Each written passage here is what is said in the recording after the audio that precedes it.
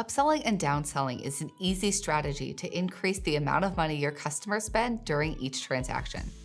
Instead of acquiring more customers, you're convincing people who already want to buy to spend more cash. But it's important to know how to effectively leverage the strategy in your sales funnel so you still provide a smooth buying experience. I'm Hope from the Kajabi marketing team, and I'm going to break down some best practices for using upsells and downsells, including tips from James Wedmore, who has coached over 5,000 digital entrepreneurs.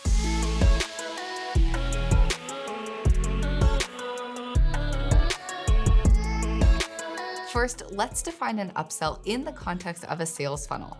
On Kajabi, an upsell is used as a way to advertise another offer after the initial offer has been purchased.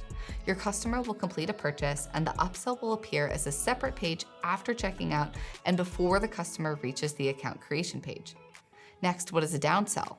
On Kajabi, a downsell is another offer presented to customers that decline to purchase the upsell. This gives you a second chance to make an additional sale. Downsells are typically an offer for a different, lower-priced product, a discount on the upsell product, or a payment plan for the upsell. Now let's talk about how many upsells and downsells you should use in your sales funnel. On Kajabi, you have a maximum of 10 upsells and downsells you can use, but just because you can doesn't necessarily mean you should.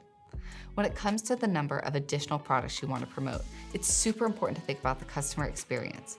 While each upsell or downsell gives you the chance to make more money, using too many can make the sales funnel flow feel long or clunky, and you may leave your customers feeling like you're just trying to squeeze them for more money. So how many upsells or downsells should you use? Sales funnel experts typically recommend a maximum of 3 offers, with just 1 or 2 being preferable.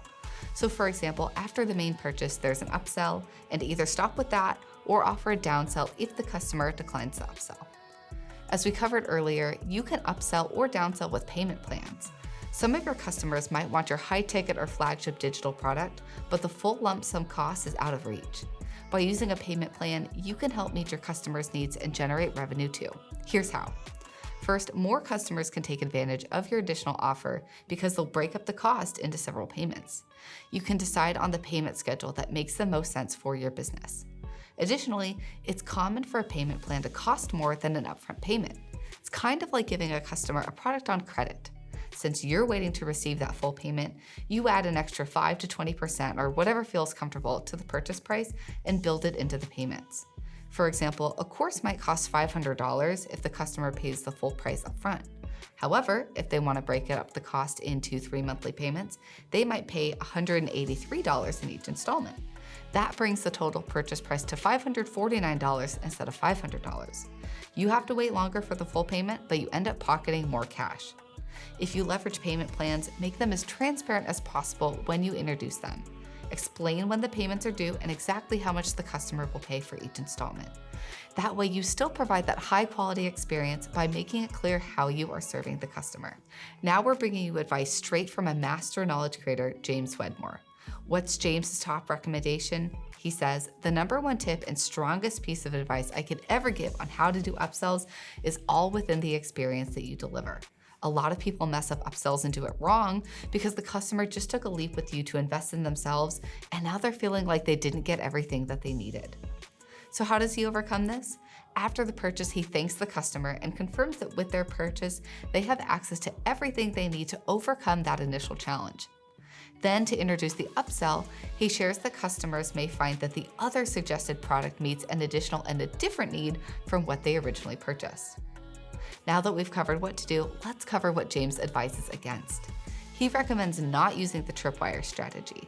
This is where the sales funnel starts with a lower cost offer to secure that initial conversion and then is followed by multiple upsells with more expensive offers. But James points out that if the customer only purchases the first or second lower cost offer, you may end up losing money because they didn't spend enough for you to recoup the cost that went in to acquire the customer in the first place. James recommends making sure the funnel is profitable with the first product and only using upsells as a way to generate additional revenue and profitability.